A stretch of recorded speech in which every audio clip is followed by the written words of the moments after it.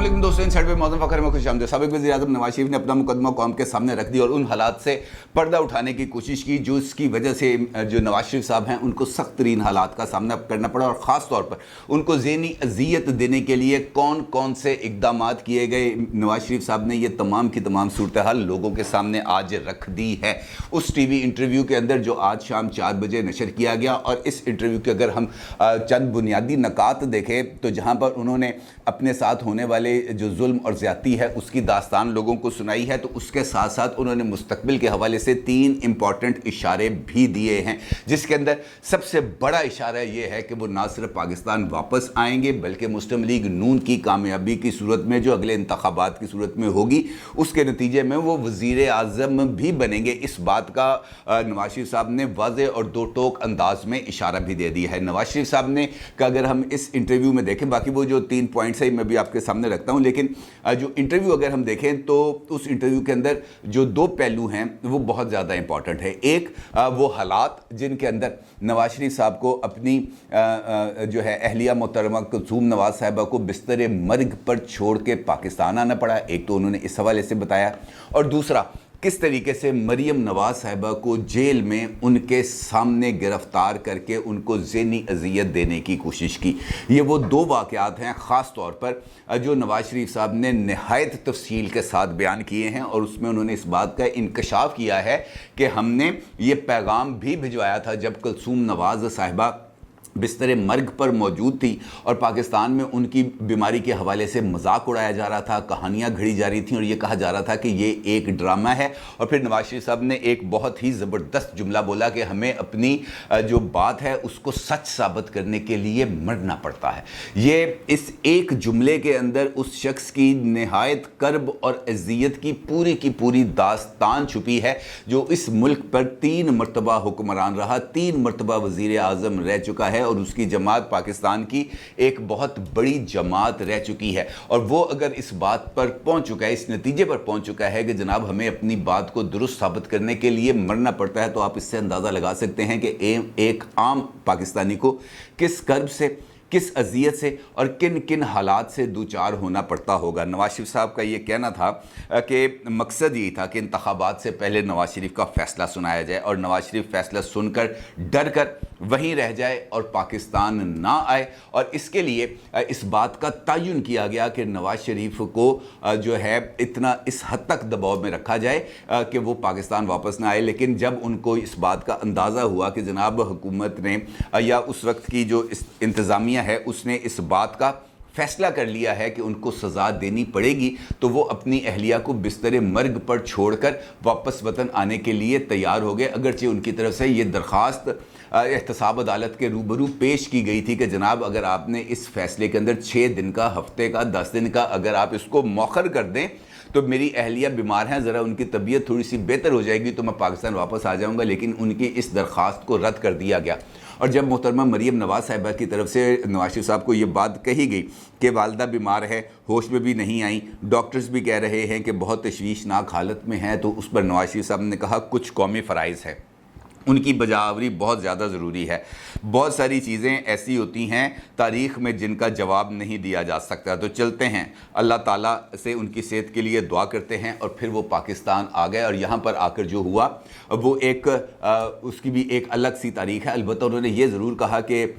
एक पेशी पर जब वो अदालत गए तो वहाँ पर उनको ये बताया गया कि मोहतरमा कुलसूम नवाज साहिबा की हालत बहुत ज़्यादा ख़राब है। और जिस पर जब वो अदालत से वापस पहुँचे तो सीधा सुपरिटेंडेंट जेल के पास पहुँचे, उनसे कहा कि मेरी लंदन में बात करा दें। तो सुपरिटेंडेंट जेल ने बात कराने से माजरत कर दी और उससे चंद घंटे के बाद नवाज शरीफ साहब को इस बात की इतला मिली कि मोहतरमा कुलसूम नवाज साहिबा इस दुनिया में नहीं रही। यकीनी तौर पर यह एक कर्बनाक वाक़या है और ख़ास तौर पर उस शख्स के साथ जिस तरह मैंने आपसे पहले भी गुजारिश की जो 3 मरतबा मुल्क का वज़ीर आज़म रह चुका हो, जब वो इस कैफियत से गुजरता है तो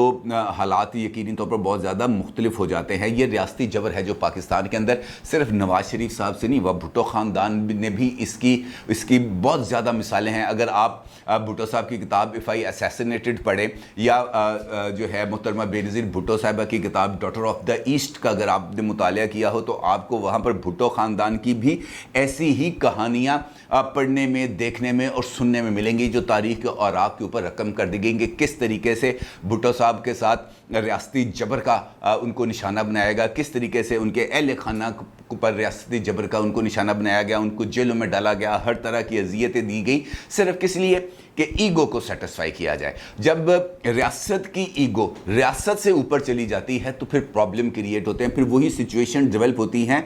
جو ماضی میں ہم نے جس کا نتیجہ دیکھا. اور اگر ہم موجودہ صورتحال کی طرف جائیں تو یہاں پر بھی ہمیں وہی ایگو کی ایک سچویشن نظر آتی ہے. اور اس مرتبہ حالات تھوڑا سا مختلف میں اس وجہ سے کہہ سکتا ہوں کہ اس وقت ایگو دونوں طرف کی بڑی ہوئی ہے.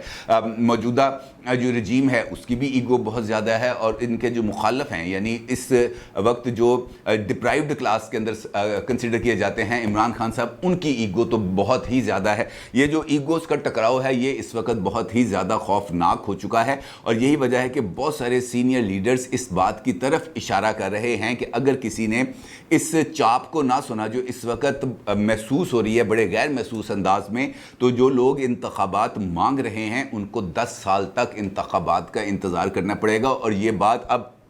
ادھر ادھر کی بات نہیں میں کر رہا، یہ اس بندے کی بات میں آپ کے سامنے رکھ رہا ہوں جو عمران خان صاحب کا دست راست ہے. شیخ رشید احمد کی میں بات کر رہا ہوں. شیخ رشید احمد ہر ایک موقع پر عمران خان صاحب کے نہ صرف ساتھ رہتے ہیں بلکہ ان کے فرنٹ مین ہونے کا بھی بھرپور طریقے سے دعویٰ کرتے رہتے ہیں. ایک ٹی وی انٹرویو کے اندر شیخ رشید صاحب نے اس بات کا برملا اعتراف کیا کہ میں کانوں کو ہاتھ لگا کر اس بات کا اعتراف کرتا ہوں کہ حالات اگر اس وقت جو ہمارے مقتدر طاقتیں ہیں انہوں نے صورتحال کا نوٹس نہ لیا، حکومت اور عمران خان کے درمیان پیچ اپ نہ کرایا، انتخابات کی تاریخ نہ دی، تو پھر ہمیں انتخابات کے لیے 10 سال انتظار کرنا پڑے گا. یعنی ان کو اس بات کی طرف اندازہ ہو رہا ہے کہ اگر پاکستان کی سیاست بند گلی میں چلی گئی تو پھر اس کو بند گلی سے نکالنا بہت ہی زیادہ مشکل ہو جائے گا، کیونکہ بند گلی سے آگے راستہ کوئی نہیں ہوتا. جب راستہ نہیں ہوگا تو پھر آپ کے لیے واپسی کا سفر طے کرنا بہت ہی زیادہ مشکل ہوتا ہے، کیونکہ آگے آپ بڑھتے ہیں جوش کے ساتھ لیکن واپسی کا سفر آپ کو ہوش کے ساتھ کرنا پڑتا ہے، اور وہ بعض مرتبہ بہت ہی زیادہ مشکل ہو جاتا ہے. اب اگر میں نے یہ جو 2 باتیں آپ کے سامنے رکھی ہیں اس کے اندر بھی یہی ایک پہلو ہے جو میں آپ کے سامنے لانا چاہتا تھا کہ اگر اس وقت نواز شریف صاحب اور ان کی جماعت اسی ایگو کا مظاہرہ کرتی جس ایگو کا مظاہرہ عمران خان صاحب کر رہے ہیں، تو اس وقت بھی آج ہمیں وہی صورتحال کا سامنا ہوتا ہے جس کا اشارہ شیخ رشید نے کیا ہے. ہمیں آج انتخابات کا انتظار کرنا ہوتا کہ جناب انتخابات کب ہوں گے، کیونکہ اگر عمران خان صاحب کے پاس افرادی قوت موجود ہے، اگر عمران خان صاحب کے پاس ووٹ بینک موجود ہے تو نون لیگ کے پاس بھی ووٹ بینک موجود ہے، اور اس وقت بھی ان کے پاس ووٹ بینک موجود تھا. لیکن اس وقت انہوں نے سیاسی عمل کو آگے بڑھنے کا راستہ دیا، بے شک اس کی انہوں نے قیمت ادا کی، جیلیں کاٹی، مقدمات کا سامنا کیا، جلا وطنی بھگتی، ٹارچرز برداشت کیے، نہ صرف نواز شریف نے، مریم نواز نے، شہباز شریف نے، حمزہ شہباز نے، بلکہ ان کی پوری جماعت نے. اور اس جماعت کی جو ٹوٹ پھوٹ ہے اس کی قیمت بھی انہوں نے الگ سے ادا کی. لیکن اس کے باوجود انہوں نے سسٹم کو ایک سپیس دی جس کے ذریعے وہ آگے بڑھے، اور اس کے نتیجے میں پاکستان کو کم از کم اس بے یقینی کی سچویشن کا سامنا نہیں کرنا پڑا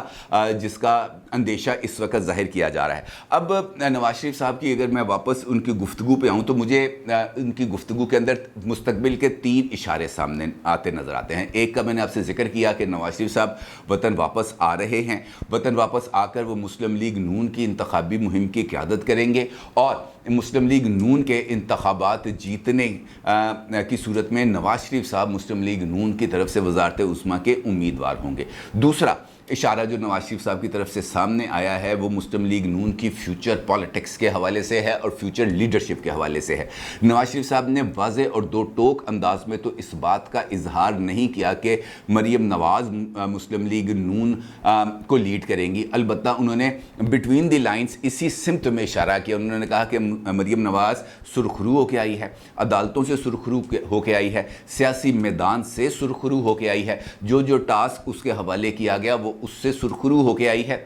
اور مستقبل میں بھی عمران خان یا دیگر بھی جو پولیٹیکل چیلنجز ہوں گے مریم نواز ہی ان کا مقابلہ کریں گی. تو اس کا مطلب یہ ہے کہ نواز شریف صاحب نے مسلم لیگ نون کی قیادت عملی طور پر مریم نواز صاحبہ کے نہ صرف سپرد کر دی ہے بلکہ ان کو اب مکمل طور پر یہ اتھارٹی بھی مل گئی ہے کہ وہ جو چاہیں فیصلہ کریں. کیونکہ اس کے ساتھ انہوں نے شہباز شریف صاحب کا بھی ذکر کیا اور ان کا یہ کہنا تھا کہ شہباز شریف بھی برملا جو ہے وہ مریم نواز صاحبہ کی طرف سے جو پولیٹیکل حکمت عملی بنائی جاتی ہے وہ اس کی بھی مکمل طور پر سپورٹ کرتے ہیں اور مریم کی بہت زیادہ حوصلہ افزائی کرتے ہیں. تو اس کا مطلب یہ ہے کہ مسلم لیگ نون نے اس بات پر اتفاق کر لیا ہے کہ محترم نواز شریف صاحب کا جو سیاسی جو ورثہ ہے یا ان کا جو سیاسی وراثت ہے وہ منتقل کی جائے گی مریم نواز صاحبہ کو, اور مریم نواز صاحبہ فیوچر کے اندر مسلم لیگ نون کو لیڈ کریں گی اور ممکنہ طور پر وطن واپسی پر جو مہم چلائی جائے گی یا جو بیانیہ چلایا جائے گا وہ مریم نواز ہی اس کو چلائیں گی. تیسری بات وہ ہے ہارڈ ٹائم, ٹف ٹائم. اور ٹف ٹائم دینا ہے کس کو؟ انہوں نے اپنے پولیٹیکل اوپوننٹس کو, اور اس کا بھی انہوں نے اشارہ دیا. نواز شریف صاحب نے واضح طور پر تو نہیں اس بات کی طرف اشارہ کیا لیکن انہوں نے اس بات کا ذکر ضرور کیا کہ یہ جو مظالم ہوئے ہیں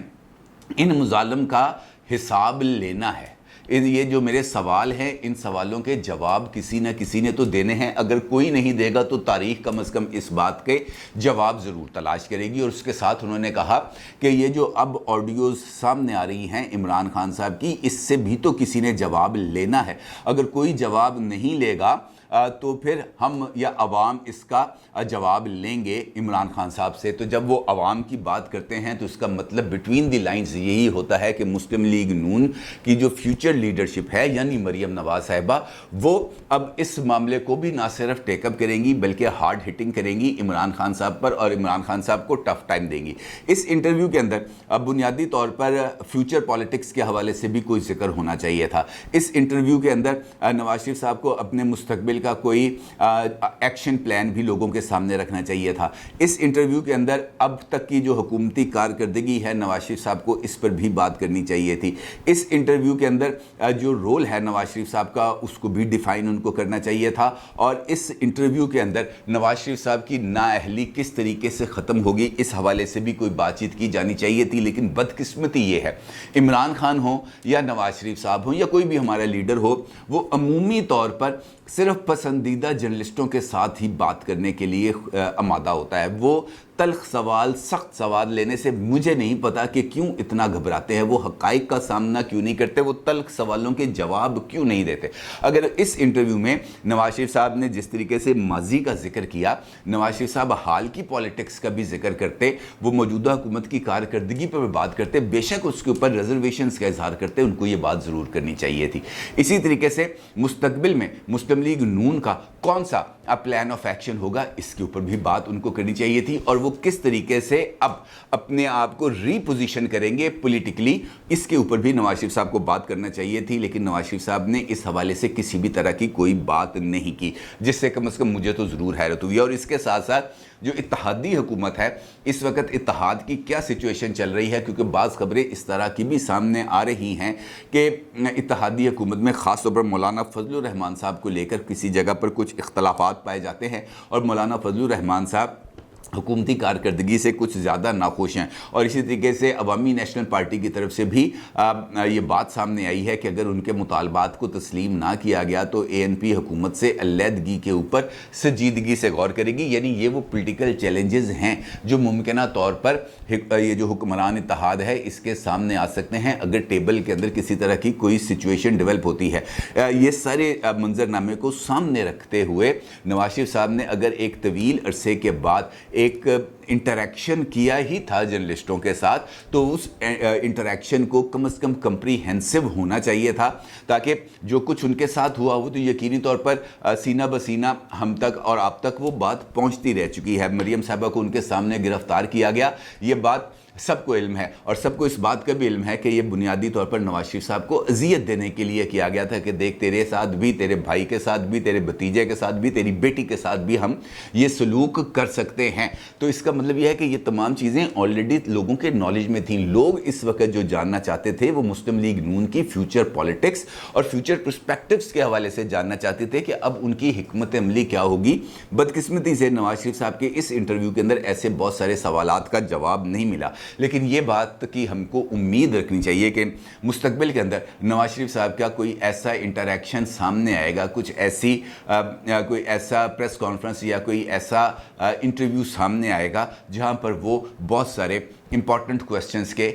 ماضی میں، حال کے اور مستقبل کے پرسپیکٹیو سے جس کا جواب دیں گے، جس سے کچھ زیادہ ابہام دور ہوتے ہوئے نظر آئیں گے۔ اب میرا خیال ہے کہ یہ اشاروں میں گفتگو کرنے کا وقت ختم ہو چکا ہے۔ حکمران اتحاد کو سیکھنا چاہیے، سیکھنا اس وجہ سے چاہیے کہ عمران خان صاحب جس طریقے سے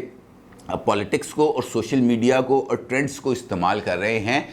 حکمران اتحاد اس سے